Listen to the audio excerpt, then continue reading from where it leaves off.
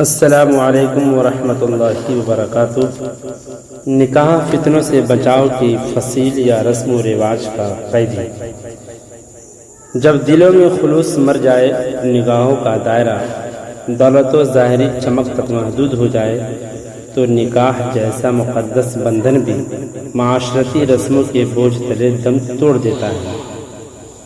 آج ہم نے نکاح کو سادہ سہل اور بابرکت بنانے کے بجائے اس پر جھوٹی شان و شوکت، مہنگی ملبوسات، بھاری جہیز اور بے جا رواجوں کا خول چڑھا دیا ہے۔ نتیجہ یہ نکلا کہ لڑکی باپ کے آنگن میں بڑھاپے تک بیٹھی رہتی ہے اور لڑکا معاشی بوجھ تلے دبا ہوا جذبات کی منہ زور لہروں سے لڑتا رہتا ہے۔ سوال یہ ہے کہ کیا نکاح صرف معاشرتی نمائش کا ذریعہ ہے؟ کیا اس کا مقصد صرف مہمانوں کی خوش کرنا اور تصاویر کی زینت بنتا رہ گیا ہے؟ نہیں، نکاح سنت مصطفی صلی اللہ علیہ وسلم ہے۔ نکاح قلبی سکون، نفس کی طہارت اور زندگی کے سفر میں حلال رفیق حاصل کرنے کا ذریعہ ہے۔ نکاح براہ روی، فتنہ انگیزی اور معاشرتی بگاڑ کا قلعہ کما کرنے والی ڈھال ہے۔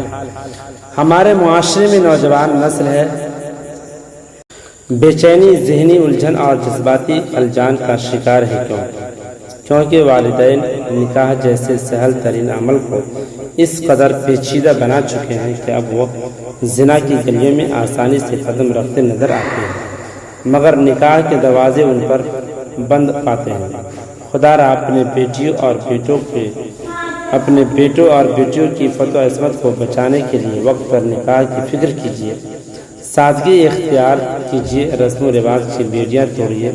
یاد رکھیے، نکاح دیر سے نہیں وقت پر ہونا چاہیے، ورنہ عزت، وقار اور نسل سب کچھ داؤ پر لگ سکتا ہے۔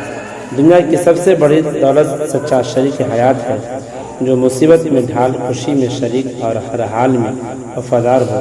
اور ایسی رفاقت صرف پاکیزہ نکاح سے ممکن ہے، نہ کہ خاندانی نمود و نمائش سے۔